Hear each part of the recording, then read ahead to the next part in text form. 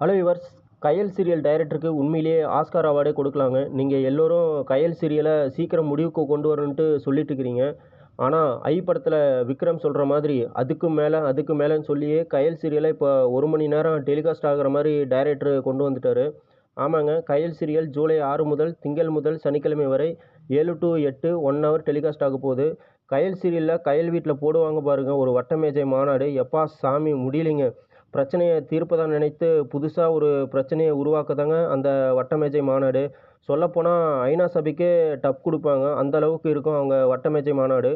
ஐநா சபை கூட ஒரு பிரச்சனையை தீர்த்து வைத்திரும். ஆனால் கயல் சீரியல் ஐநா சபைக்கே போனாலும் பிரச்சனை தீராது, அதுதான் உண்மை.